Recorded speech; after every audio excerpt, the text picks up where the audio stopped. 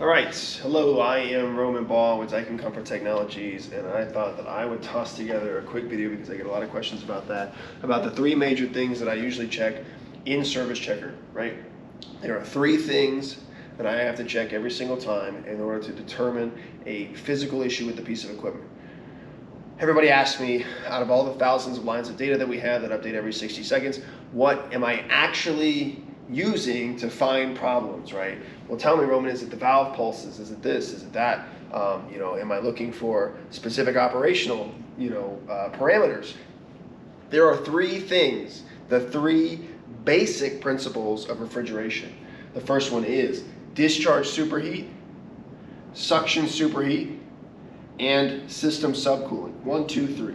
You get DSH, SSH, and system subcooling, you will determine the issue every single time. Why do we say system subcooling? We have subcooling valves within our unit, right? We don't want to get the two confused. We don't want you to get confused with the subcooling circuits in our system or subcooling vapor injection. We just want to say system subcooling. Subcooling system, in reverse. All right, so let's do it. Let's do a little numbers game here. All right. So we're going to label it as DSH for discharge superheat, SSH for suction superheat, sub for subcooling. If my DSH is 90, my suction superheat is 2, and my subcooling is 40, right? 3 numbers, that's all I need, right? If my DSH is high, right? We know with VRV, our range is 27 to 72. This is above 72, so 90 degrees is high. High discharge superheat is an indication of two things. Either I have a lack of refrigerant charge, or my compressor is without oil, right? It's one of these two. How do we determine which one of these two it is? We go to our next line item, suction superheat, right? Suction superheat is the measurement of vapor returning back to our compressor. So we know it's either lack of refrigerant or lack of oil. We go to suction superheat to confirm which one of these two it is. Suction superheat is 2. For VRV equipment, our suction superheat range is 3.6 to 32 degrees. 2 degrees is below 3.6.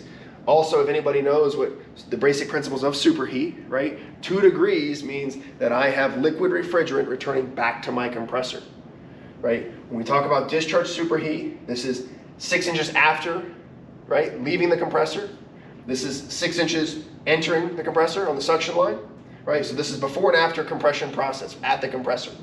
So we have high discharge superheat, which is either lack of refrigerant or lack of oil in the compressor. Suction superheat tells me with 2, which is below the 3.6 number, that I have liquid refrigerant getting back to my compressor. So I know that my compressor is getting enough refrigerant, right? The volume is there to my compressor.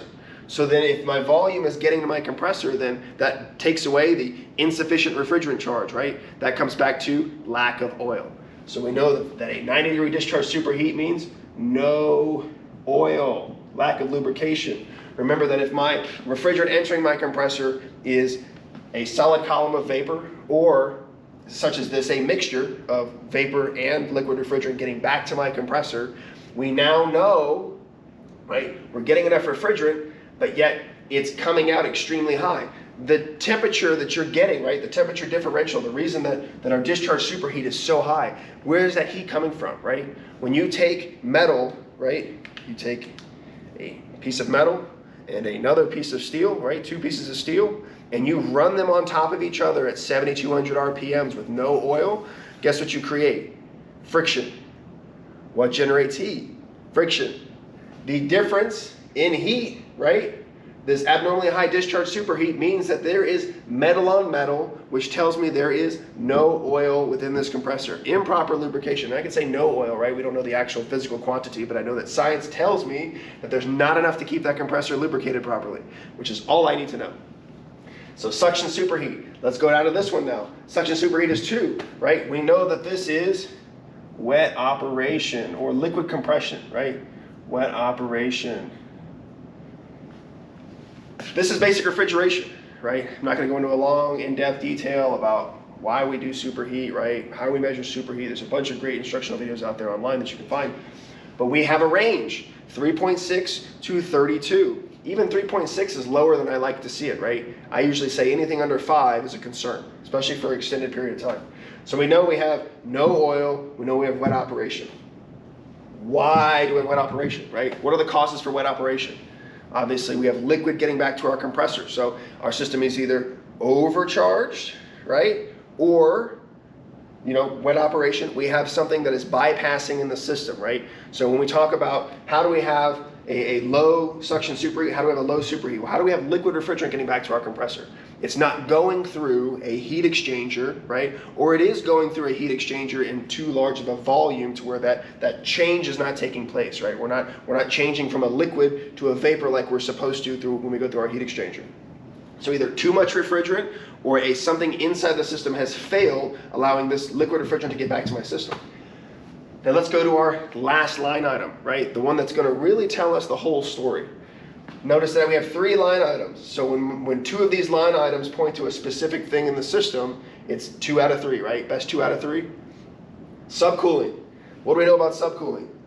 System subcooling, right? We're looking for somewhere close to around 11 degrees. Now obviously there's a lot of variables when it comes to VRV systems, whether the ambient conditions, the demand, the mode that we're in. But typically our system tends to balance out around 11 degrees plus or minus 3 at the outdoor heat exchanger in cooling, or within the system after leaving the indoor heat exchanger in heating, right?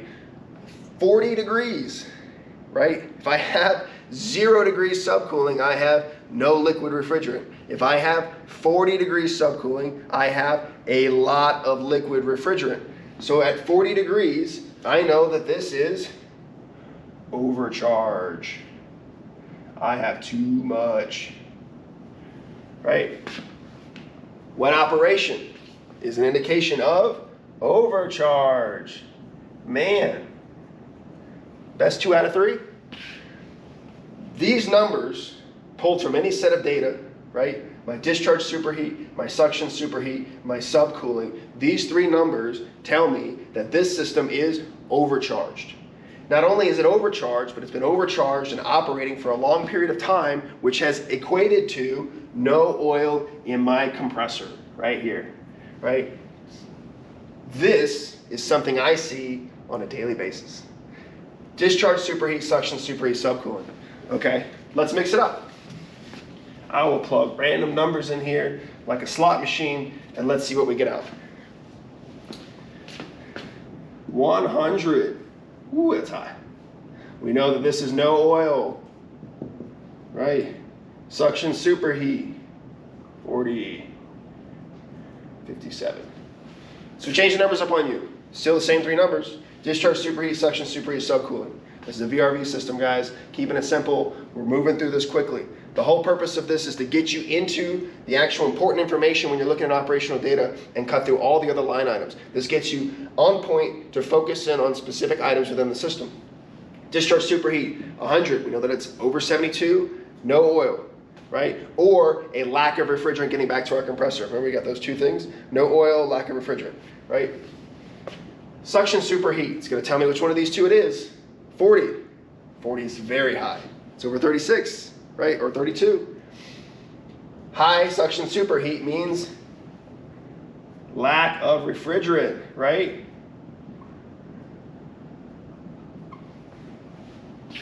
And our last but not least, drum roll please, subcooling, 57 degrees. That is, wow, overcharged. What does this picture paint for us, right? Not getting enough vapor or refrigerant back to the compressor, stacking refrigerant.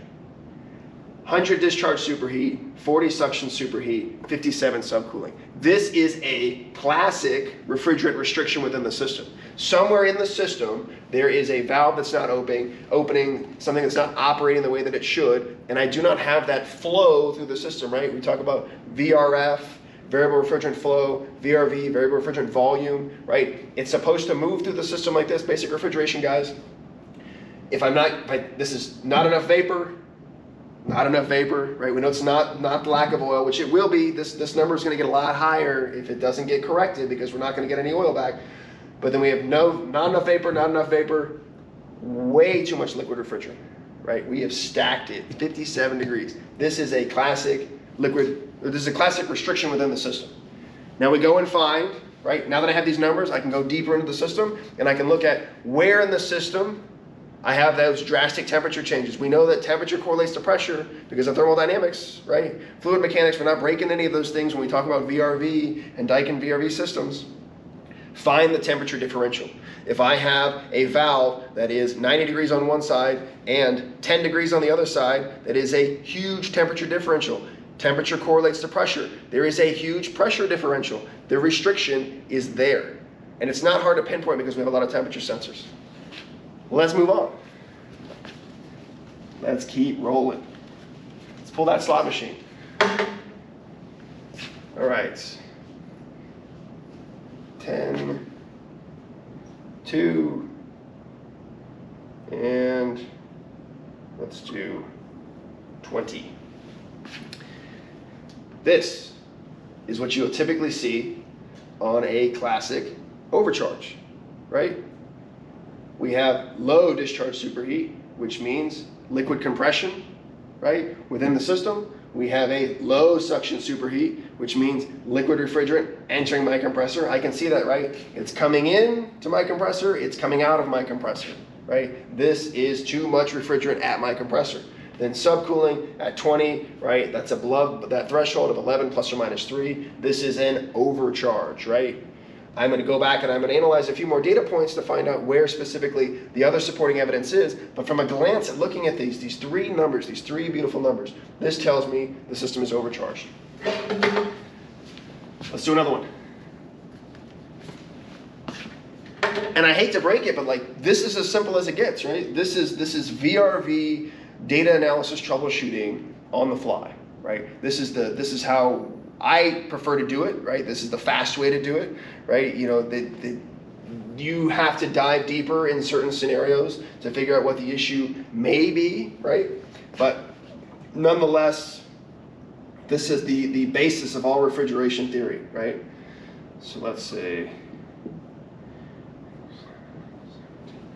discharge superheat's 57. Range is, right, 27, 72. This is good. I like that. Suction superheat, 17. 3.6 to 32. This is good. I like that. Subcooling, 11 degrees. Man, seal of approval. These are good numbers, guys. This is what you're looking for. This is what it should look like if it's operating correctly, right? These are all indications of issues within the system. Now, you'll never have I say never, right? I always eat those words. You'll never have a compressor with a 10-degree discharge superheat and a 50-degree suction superheat, right? This is not going to happen. And the reason this is not going to happen is because this is entering the compressor, this is leaving the compressor. The only way this happens is if your compressor's off, right? Or, I say never, right? Or if the actual compression process within the compressor is shot, right? There is no compression in that compressor. It says that it's on, scroll plates are ground down or completely obliterated, right? Because I've seen it. That's where this may happen, right? But you're never going to see this combination in the real world if the system's actually operating the way that it should. That's it. And now you're asking yourself, well, Roman, how do I find this, right? You're talking about discharge superheat, suction superheat, subcooling. What are you measuring? Where are you measuring these numbers at? Where are you finding these magical numbers in your system, right? We take discharge, pipe temp, 6 inches away from the compressor. We don't want to pick up any heat from the compressor. Minus your TC, which is your condensing saturation temperature. Remind myself how to spell saturation. You know, I don't say saturation enough. Saturation temperature. We're talking about VRV equipment, we're talking about troubleshooting data, we're talking about getting to the root cause of a failure or why a system is not performing the way they should, whether it's a lack of capacity, whether it's poor operation, whether it's premature failures, whether it's compressor failures, any of those number of things won't run, right? We go back to the basics. Discharge pipe temperature minus my TC, my condensing pressure converted to saturation temperature for 410A. My TC, our program gives you it, guys. TC is your saturation temperature for 410A from the condenser. These two, this one minus this one, gives me my discharge superheat every single time. Suction superheat, compressor, suction temp, minus my TE.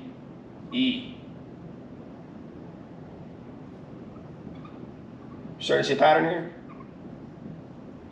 Now I say minus, right? Your compressor suction temperature minus your saturation temperature.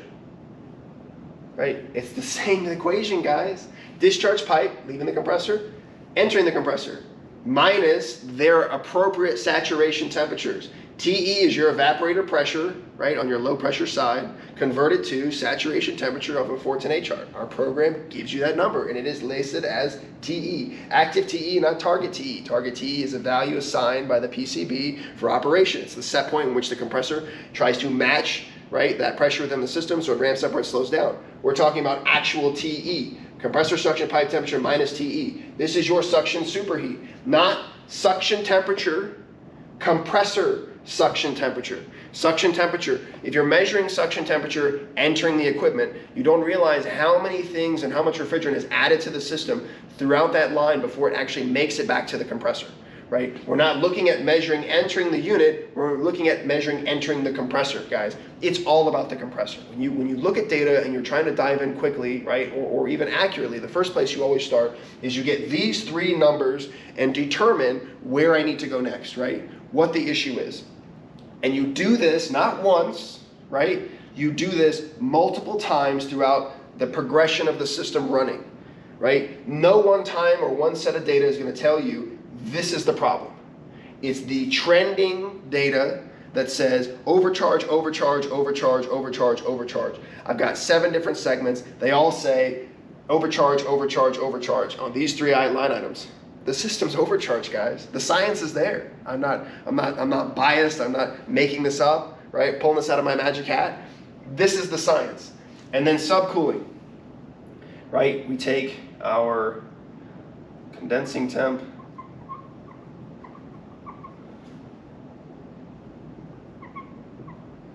or our TC, right? Still saturation temperature, minus our liquid pipe temp. The reason I'm not giving it a specific name, right? Well, liquid pipe temp, Roman, that's only on heat pumps. The reason I'm not giving it a specific name, where do we measure subcooling, right? Where do we measure superheat? Where do we measure discharge superheat, right? We're looking for changes within the system. Where do we measure superheat on an evaporator coil? Entering, leaving. I don't measure 20 feet away from the coil after it's left the coil. No, I measure at the transition, at the change of state. So when we're measuring system subcooling, I need to measure my condensing saturation temperature, my TC, right? Let's say it's 100 degrees. And then I need to measure my liquid pipe temp after it's gone through a condenser, or after it's gone through a heat exchanger, right? The outdoor unit, it's gonna be right after it leaves the outdoor heat exchanger. That lower liquid pipe temp, that upper liquid pipe temp, or liquid receiver temp, right there after it's left the heat exchanger. And then I also want to measure it if we're in heating mode for our indoor units, leaving my evaporator coils, right? Leaving my indoor heat exchangers. They're in a condensing state at the indoor units. And so I'm going to measure that liquid pipe temp after it leaves, right? I can do an average. I can do an average between all the indoor units to find out what my average subcooling is leaving my indoor units. That's going to paint a beautiful picture as to what's going on. If you've got a system where the subcooling leaving your indoor fan coils is 5, and by the time it makes it to the outdoor unit, it's actually 24 degree liquid pipe temp, right? Everybody would say, well, Roman, how do you go from a 5 degree subcooling out to the outdoor unit, so an 80 degree pipe to a 24 degree liquid line outside? How in the heck does a liquid line at 300 feet subcool down to 24 degrees, right? Subcool down by 50 degrees, right? Unless it's going through a chase filled with water, that's probably not possible. What people don't realize is that if it doesn't make sense, You step back and you look at the science, right? If I have a 5-degree subcooling at my fan coil and it turns to 24 degrees, 80 degrees to 24 degrees, there could be two things. There could be a restriction in the line, right? Which we would want to check. Or two, that liquid is starting to turn to a vapor, right? When refrigerant changes states, right, the temperature drops. Use science, guys. This is nothing new. Discharge superheat, suction superheat, subcooling is what we've been measuring in refrigeration systems, rack refrigeration, unitary, and VRV. Stop overthinking your data analysis. Stop trying to dive into the weeds and looking at specific control protocols as to whether this should be on or that should be off. Let it go. Go back to the basics. You go back to the basics and you will find the problem every single time. I wish I had some kind of magical equation or theory for you. This is it, right? This is what you should be doing every single time to find the problem. Hopefully this video helped you. Let me know if there's anything else that I can answer in regards to this, or if you have any questions. I'm Roman. See you next time.